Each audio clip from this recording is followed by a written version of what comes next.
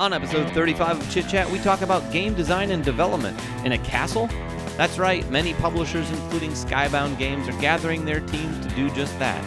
But it's not all just work. There's always time for more games.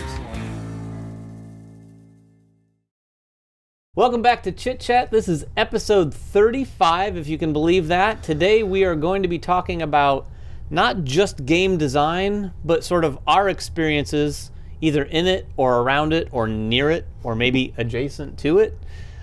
We've been recently, some of us, to kind of a gaming summit that Skybound and Druid City had here, not too far away from here, over in Ohio, really cool location. I didn't get to go, so these guys will tell you all about it.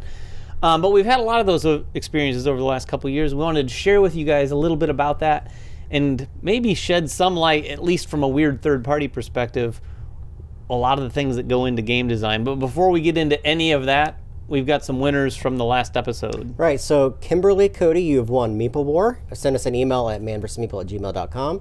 And this week we're giving away Human Era. This is a brand new game that's hitting retail, I think, this week. Yeah, so brand new. All right. Who wants to start? Yeah, what are we gonna how are we gonna attack this? I don't know. Well, let's just start with what happened last week. So we went to a gaming retreat in somewhere in Ohio. You drove us there. Yeah, it was a castle. Where was the city though? I don't know. It was in the middle of nowhere. It was literally in the middle of nowhere. I know we drove further than Columbus. Yeah. And then all of a sudden we were like, oh, we're out in nowhere land. We need gas. Hope there's a gas station soon. So it was somewhere out where I'm not super familiar with it, Ohio, but all of a sudden we're upon a castle. Yeah, there's this castle up in the woods. Yeah. And it has its own like little medieval village, and the castle's got like this big great hall where you eat, a sub basement where you're doing all of the, there's a bunch of gaming down there. Bar, a library. Obviously, it's been modified for gamers because there's games everywhere. There's books everywhere. There's D&D manuals everywhere. Just a really neat place. And we were invited by Skybound, or James Hudson, with Druid City Games, and to play with him and a lot of different designers. We had the Eisners there, who did Tidal Blades, of course, are best known for Tidal Blades. They had John Gilmore and Ian Moss, who did Dinosaur Island and Duelosaur Island. And Manny from Dice Throne, the artists. They had the Cuddingtons, who are one of our favorite artists from Santorini, Brass, I mean, a whole wide variety of things. And a bunch of their graphic designers, too. So not only was it design team, but it was everybody who touched that. Even the people that wrote the manuals were there. And the Funkhausers were there, right? Yeah, and the Funkhausers were there as well. From Spotlight, Game Spotlight, And yeah, it was just a really cool mix of creative people that really are passionate about what they do. So we got to sit down with them and play a wide variety of some early games. Some games that are coming out in the future, some games that are going to be coming out far in advance, and really kind of helping them. We were kind of like that wall that they would bash their ideas up against, and we'd say, do we like this, do we don't like that? And they really appreciated the honest feedback. So we got to see that whole development cycle. In fact, there were games that we played on the first day. We gave our feedback, and then they would sit there for hours, and we'll show some of this footage. Like, we time-lapse this, and they'd sit there for hours on end, modifying it, walking through it. They invite us back to play it, and then they'd go back and change the things that we'd give suggestions on, and then we'd come back and play. It was just a really neat process. Yeah, it's just rare to get that much of an insight. And the cool thing about having this many people in one space is, in this modern time, remote workspaces is very common. And I don't know if people watching realize this, but when somebody's designing a game, they're sometimes not even in the same country as the person publishing it. So being able to see in real time the feedback loop of like a designer needing a change in the rule book and the graphic designer saying, well, that means we need to change this, and just seeing that all happen in front of you was a really cool experience. And you don't really get that when you're working with people all across the United States or even the world. So I think you're seeing more companies do these design retreats. I know Gray Fox does one. I know AEG is doing those. Renegade. Places are doing these to bring everyone together, and it's just such a valuable experience. It's a lot better than just doing your standard Skype call where you're looking at things. I mean, with Colossal, we would do things with our friends in Copenhagen and in other countries, and it was just very... It's very nice, but whenever we would actually get to see them in person and be able to spend a couple days knocking out changes to games was really great. And we saw that, and one of the specific games that we got to see that with was Wonderland's War. Right. Yeah, the whole team was there for Wonderland's War. The whole team was there for Wonderland's War, and Ryan and I saw that back in November at Metatopia really early version of it still. So to see how it's coming along, and then also just I mean, you said hours. It was hours that they spent in taking our feedback from the first play that we had at the retreat and then playing, and just the amount of developmental changes. It's hard to make that many changes work in that shorter period of time. So it was really nice to see that happen. And I think you get that experience and that ability to do that because of how many people are there together. Right. I mean, it's a struggle for those guys too. I mean, you have a lot of different people, especially on Wonderlands, where you have 4 designers who are all working together.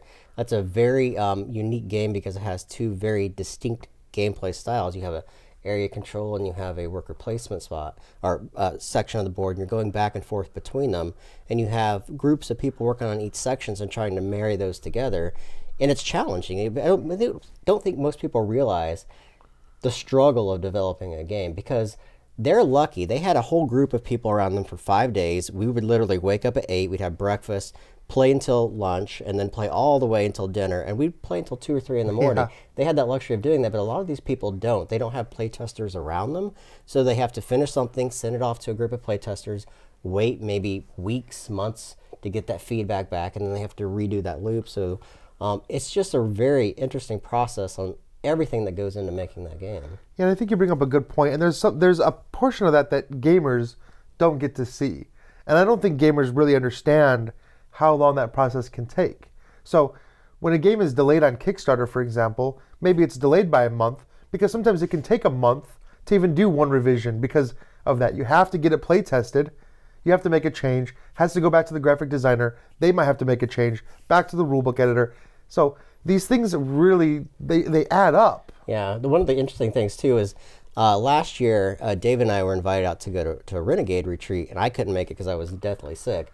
But you went out there, and we're just now seeing games at the tail end of this year that you had played a year and a half ago. 2 years ago. In fact, this April, 2 years ago.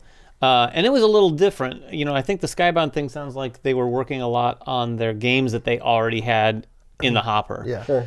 And the Renegade had a little bit of that, but the Renegade Summit was more about bringing people together to kind of like check out games that they might sign. Mm-hmm. So we're playing a lot of games that, like you said, Petra I played that on paper, you know, like it was not its finished board, and we were moving paper tiles around and things like that.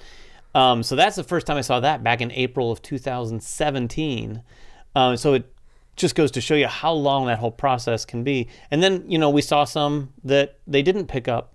And it's interesting to discuss them in that setting too, which I think is also an interesting thing about designing these games.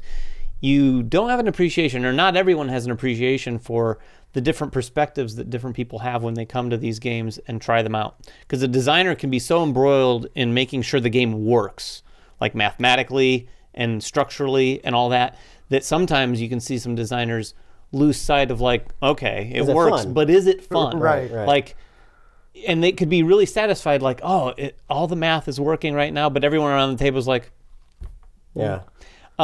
And then it takes one of these types of meetings where someone would say, what if you did this? And it doesn't affect the math, but it just brings that level of satisfaction on a player's turn, or that fun factor to the equation. And that's when, you know, you end up with a really, really good game. Yeah. Absolutely. So what are some of the other games that we saw that we were excited about there? I know. Man, there's so many. At that retreat, we got to see, again, like you said, games, I think. There was How many? a lot. I think they said something like 35 games. What's great is we were saw there. games that were not Skybound or Druid Cities too. That was one of the things that James made sure that everybody felt comfortable bringing whatever they were working on. And so we got to see stuff from these designers. Are you allowed to talk about all? A lot of we know we're allowed. Some things we're allowed to talk about. We know we're allowed to talk about, and we can definitely say things like we got to try out season 3 of Dice Throne. Yeah. Which was great. There's other ones we can't talk about, right? Yeah. So, but you could talk about who you played them with, right? Yeah, So. yeah. I mean, I got to introduce Wingspan to Ben Eisner and to Manny. So I got to sit down and play Wingspan with those guys. And it's really weird because, I mean, a lot of these designers are so in their head and so focused on their designs that they don't get the chance to play a lot of games. So it's always interesting introducing something you enjoy to someone and then seeing them and say, oh, now I've got an idea to do something myself that is kind of like this, but different than I've always thought, but now I understand. I have always found that fascinating when you're playing with a designer, like exactly what you just said, who doesn't always get to play a lot of other games. And when you're seeing them appreciate certain elements of what another designer brought to their game, and you see this admiration that they have for like, oh man, they did, they'll see things and like, oh, I wish I put that in a game, or something like that. It's really cool to see it from that perspective and not just the gamer's perspective. And we also got to play Grim Masquerade, pretty much the final version of it. And that's clubbed out soon. James had driven up here from Alabama in early 2017, maybe 18. Last about a year ago. Yeah, it was a Harry Potter game at the time, with just on paper, and there wasn't really anything special to it. And we played it, and I think you and I both played it. I'm not sure if you I wasn't played here. It. It was late. So you and I played it, and we left that having played Title Blades at the same time, which was going to be the big release, and we loved that Harry Potter game. Yeah. I mean, it was like the best experience we had, and now to see that they put it under the Grimm label, it looks done. I mean, the art, of course, is from the Cunningtons. It looks fantastic, and the game is really smooth, and it's a really fun social deduction game in which you're representing one of those Grimm characters. But I love that game. That was really good. Oh, that was a lot of fun to play. Yeah. And it's funny that talking about Grim Masquerade, we did get to play that, that looks production ready. That looks like something you would get on your doorstep. Sure. And then we played games that literally were, here's a sheet of paper with somebody scribbling things on it and scratching things out and writing things in as we played the game, because it was such an early version. Anyone that's breaking into game design for the first time, like, don't overproduce your prototype. You're going to destroy it over and over and over again. And so it is hard, though, because you want it to look, when you're showing it to people, a certain way. But when you're in those early playtesting, it is just paper, because you have to constantly iterate, and that can be very expensive and time consuming if you're constantly updating graphic design or quality of the components and stuff. So index cards, pieces of paper, really, really smart. I gotta say, if I can only imagine if I ever designed a game, it would cost me a fortune, because I'd want it to look good every single time. I couldn't get away from it. I'm going to steal something that Kira said, and I'm just going to bounce this back to you. Something really smart, that like playtesting is a skill that you have to learn. And I think part of that skill is looking at a game like that and not judging it. Like, a lot of the prototypes we played literally had things scratched out and handwritten. And if you're stuck on that, maybe you need to like just try to see things a little differently. I will say it's hard though for people like David and I, who are very much a visual gamer as much as the mechanical gamer. We like the components to look great, so it's hard to visualize that sometimes what that final product is going to look like. For instance, Wonderland's War is a great example. We played several iterations of that game. On paper, or at least the prototype we saw, it looks very drab and it's boring, but then we've seen the artwork for man and we know what the game is going to look like, and that's just going to help you visualize that as you're playing the game, which is going to be really good. It's the experience. I mean, it just adds to the experience. Yeah. It does make a difference if you're playing it, it's on paper and all that, and you know the pedigree from where it's coming, so you know that Manny's going to be doing the art, or the Cuddingtons, or the publisher that it's coming from, and you're like, well, they're going to nail that. Right. Then you can kind of suspend your disbelief for what you're playing. It's just, we've played so many games that are really good games, but they don't look good in the end, like visually. Yeah. Right. So it can be challenging for some. If you're going to do a playtest, it's really important to set expectations before you set the people down to play your game, because if they are walking in thinking they're going to see a finished game, their critiques are going to be hard. So here's how I like to get my playtesting feedback. I like you to take notes and save it to the end, or feel free to interrupt, or this is what you're going to see and this is what we're getting out of it. This is how far along the game is. Those things all go into making sure you get the best playtest experience and get the best feedback out of people. And that's what we were seeing. And so it was really nice to be able to, we saw different levels and different processes depending on who the designer was and what level or what state the game was in at the time. Really interesting to see the whole process and see how other people do it. I know how the different ones I've been a part of. I know you know what you've been a part of, and it definitely changes from designer to designer, publisher to publisher. So it's interesting. Also, I really appreciate James's ability, and this is kind of give James a pat on the back, but he does a really good job of making sure his games look great. Like, there's some publishers that just understand what looks good, and he surrounded himself with a very talented team of designers, graphic designers, and artists that can help enhance those games. And we've seen from the beginning to end, we've seen, Grim Forest that looks beautiful, Tidal Blades that looks beautiful, Guardian's Call looks beautiful. Like all these games that he makes have this wrapping around them. And whether or not you appreciate the game, you appreciate everything that's involved with that process. Yeah, James is like the John Hammond of board games. Like, Spares no expense. he's the guy who invented Jurassic Park in the movies. Oh, that's Spares right. no expense. So every little bit is like perfect. Like I just got Guardian's Call in the mail. Speaking of him, and you look at the insert, and we talked about. In fact, we posted some stuff on social media. You were so excited about that little notch, and it's such a small little detail that makes your experience just getting everything out of the box, that first experience with the game, so much better. Yeah, and it really does have an impact on a lot of players. But yeah, what she's talking about was there's a notch in the punch boards. There was notches on the left and the right hand side so that you didn't have to tilt the box to get them out, which isn't a big deal. I'm not saying it is, but the fact that you could just go like this and pull the punch boards out, it was a nice little touch. And then he even puts text on the punch board saying, hey, by the way, after you punch it, put it underneath the insert to raise it up to a nice seal. It's those sorts of little details that really start, and that's before you even start playing the game, let alone all the miniatures and the insert itself. It's just a beautiful, beautiful presentation. Let's go around and talk about what we've been playing. Yeah, you want to start? I mean, I can't talk about a lot of the games I've been playing because we played a lot. What have you played since you've been back? Played a lot of cool games. Well, since I got back, we've been still playing Paladins. Paladins was Kingdom. That game is so good. And we did a live stream yesterday, so shameless plug, of Glenmore 2. I won't spoil the ending, but I really enjoy that game. We've played it a couple times now. Fun. I want to keep playing that game. I want to go through all the chronicles. I want to see what the final version of that game looks like after you get all the mechanics. Like, something about that game, it's just so simple and clean, and it just really all works together. And we didn't spoil any of the Chronicles, too, when you watched the live stream. Yeah, we did not. We tried to take those out so you're going to experience it. I'm ready to go play the Chronicles now, because that was my second play of Glenmore ever. And so, and I really enjoyed it. And it's very easy to pick up and has really a lot of different ways you can go about it, different strategies you can play. And so the Chronicles piece really intrigues me, and looking forward to playing that. Yeah, on the stream, too, you took a very different strategy than he did, it seemed. Well, I think that's one of the things of the game. I mean, there are many different paths to victory in that game. So I don't want to ruin it either, Ryan, but look right in the camera as I ask you this question. Is that right? You want to see my facial expression here? I'm not answering that question. He's not answering that question. You can lose badly. You can tune in to the MVM Live. Go check it out. We'll say at least that it was a close game. It was a nail biter. Yeah. It definitely was. It came in. So what else have you been playing besides stuff we've had to play for? Well, I've been just a little busy with playing Kingdom Hearts. So, video game. Oh, that reminds me. So, yes. I've been using a lot of my free time to play Kingdom Hearts. Allow us a little bit of time to talk about some of those other things that we enjoy, like movies and video games. We promise we'll keep it 90% board games. Honestly, part of it was coming off of this design retreat where we literally played games for... Need a little time away from the table. Honestly, it was nice to get... It was just like, okay, take a little bit of break from playing board games for a couple days. Well, that's how we go. I mean, you do that. You go heavy board games and you're like...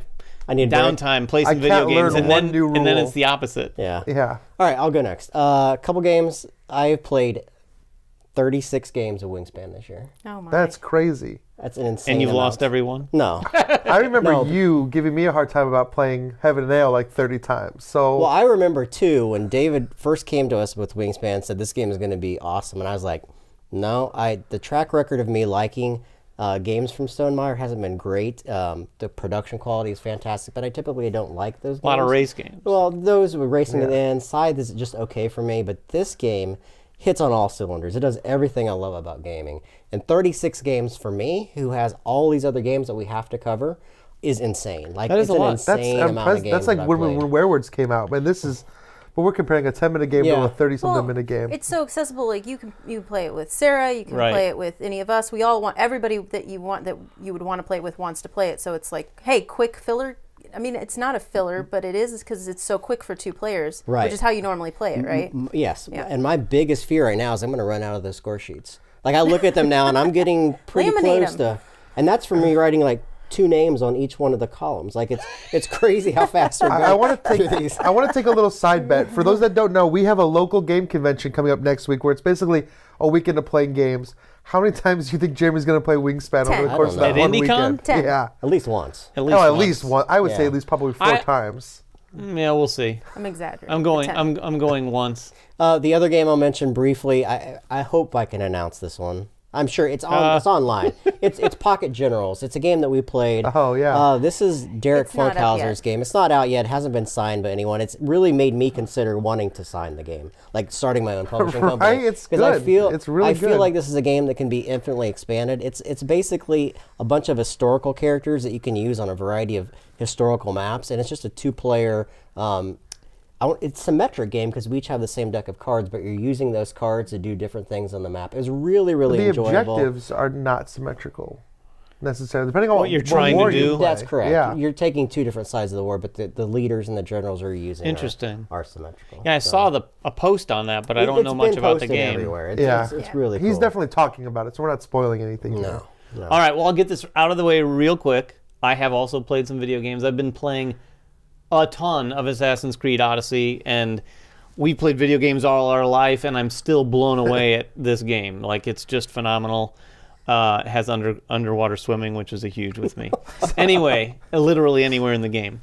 So, back to board games. Don't tune out. I played more Vindication.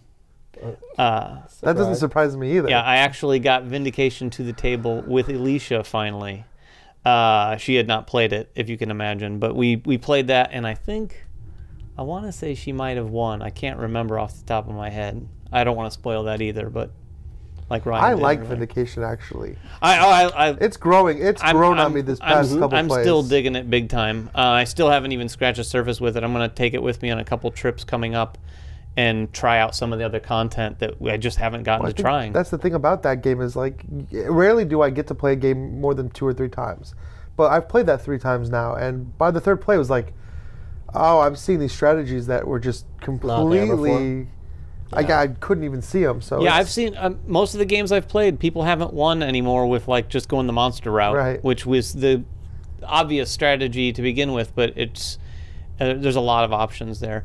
Other than that, I haven't played much. I've been sitting in front of the TV playing a lot of Assassin's Creed, and we've been doing a lot, not to play our own violins here, but we've been playing a lot of stuff to do some previews and some round ones, so you can all look forward to a lot of that stuff hitting our channel very soon. Yep. So, yeah, Pocket Generals, I saw that back at Geekway last year, and I'm a big fan. And so in addition to what's been mentioned that we've all played together, I play Arkham still, Arkham Horror LCG, and we are in the Return to Dunwich package, and we had like a surprisingly not hard. It was definitely hard, but we did well for the first time in a while. Like we do okay, we get by, but like I got through it and I was like, whew. Did you win?